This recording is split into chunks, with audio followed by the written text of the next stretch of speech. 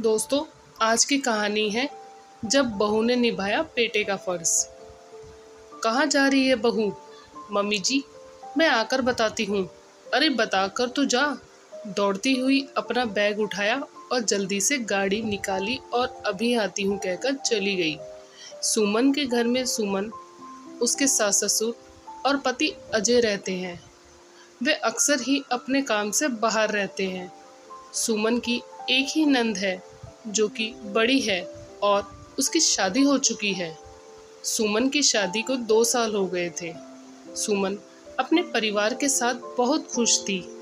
उसके सास ससुर अधिक उम्र के हैं।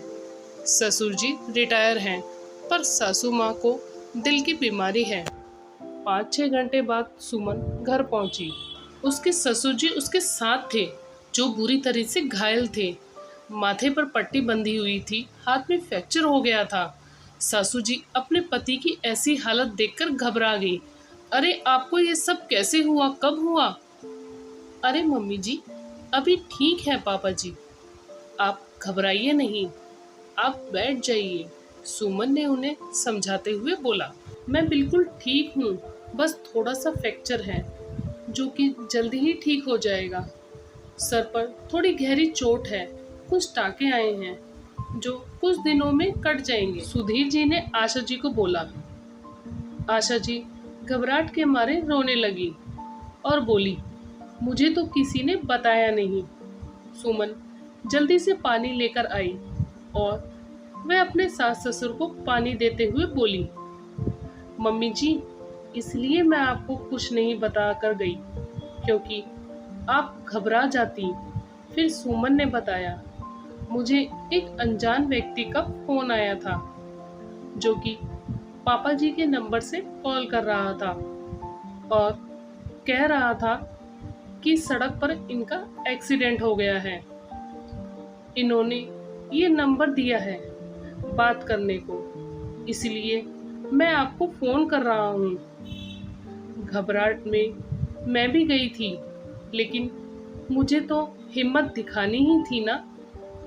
वैसे भी अजय शहर में नहीं है।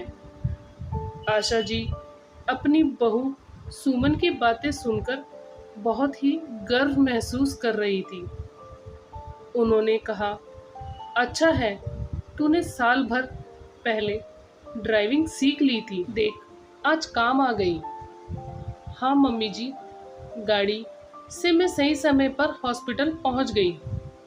डॉक्टर ने बोला, आप इनको और थोड़ा देर से लाती तो काफ़ी ब्लीडिंग हो जाती, फिर इनको कोमा में जाने का डर रहता। सर पर गहरा घाव है, पर चिंता की कोई बात नहीं है। सुमन ने अपनी सासू माँ को बताया। आज उनकी बहू ने इतनी समझदारी से एक बेटे जैसा काम किया। सुधीर जी को देखने 2 दिन बाद पड़ोस के शर्मा जी आए। उनकी बहू बैंक में जॉब करती थी।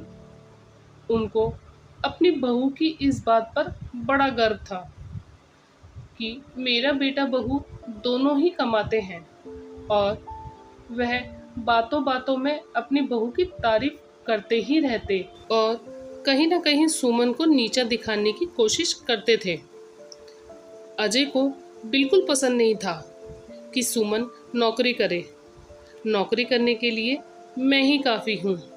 तुम मेरे माँ बाप का ध्यान रखो और खुश रहो, मेरे लिए यही काफ़ी है। सुमन को भी नौकरी करना कुछ खास पसंद नहीं था।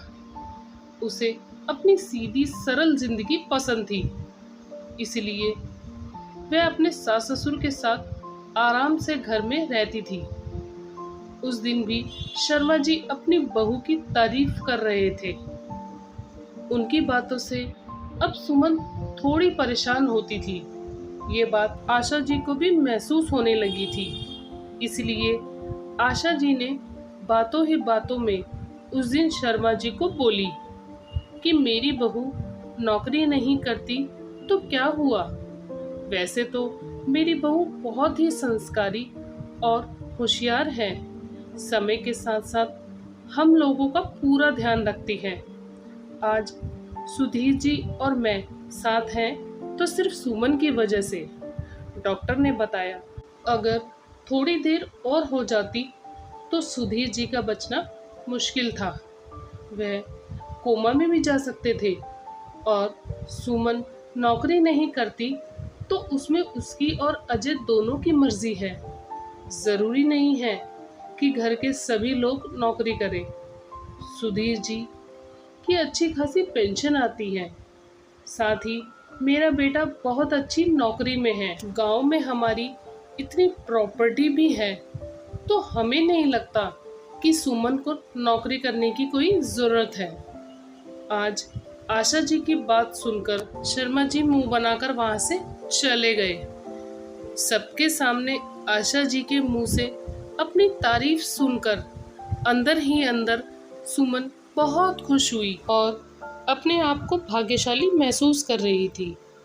उसे लगा, जब मेरे परिवार वाले मुझसे खुश हैं तो मुझे और कुछ नहीं चाहिए। दोस्तों, आपको ये कहानी कैसी लगी हमें कमेंट करके ज़रूर बताएं।